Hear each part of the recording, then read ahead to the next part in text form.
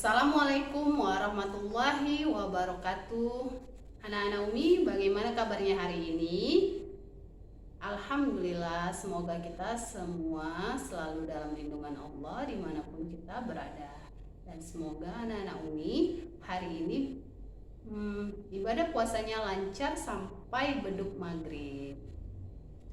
Nah, hari ini kita sudah masuk ke tema 8, subtema 4 di pembelajaran 4, yaitu di situ di halaman 187 Ananda bisa membuka buku tematik di tema 8. Nah, katanya di situ, apakah kamu masih ingat dalam permainan lompat tali? Nah, minggu kemarin baru Umi bahas dalam kelas virtual Zoom kita. Sudah Umi bahas ya di situ dalam bermain lompat tali, yang pastinya Ananda masih ingat. Nah, katanya bermain lompat tali bisa menggunakan berbagai jenis alat. Ya, banyak ya alatnya. Ada dia bisa dengan tali, bisa dengan tali skipping, bisa dengan karet yang dirangkai disatukan menjadi panjang.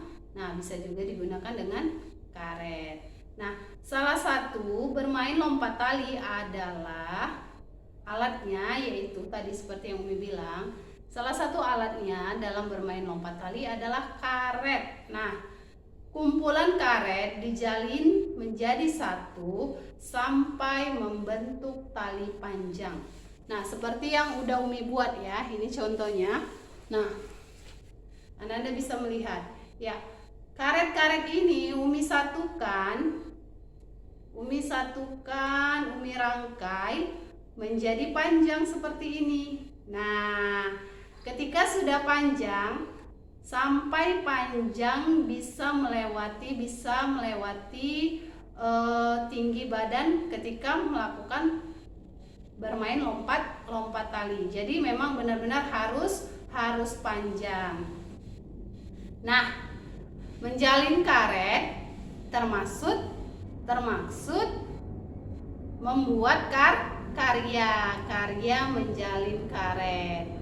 Nah, dalam bermain lompat tali membutuhkan keterampilan, ya, bukan hanya kekuatan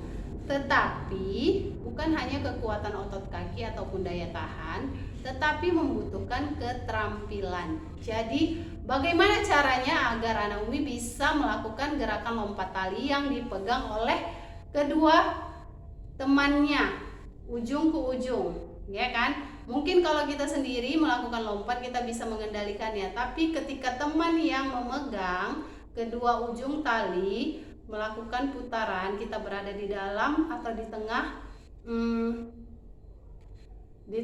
antara kedua teman. Nah, itu harus memiliki keterampilan. Kenapa Umi harus memiliki keterampilan? Ya, karena ketika posisi karet berada di bawah, Ananda harus dengan sigap melakukan gerakan melompat. Ketika karet berada di atas berputar ke bawah, Ananda harus sigap melompat. Itulah tadi dalam bermain lompat tali. Nah, sekarang ada gerakan yang melatih daya tahan otot kaki. Daya tahan otot kaki atau daya tahan kaki. Jadi ketika Ananda melompat itu bisa tahan lebih lama, tapi harus kita lakukan latihan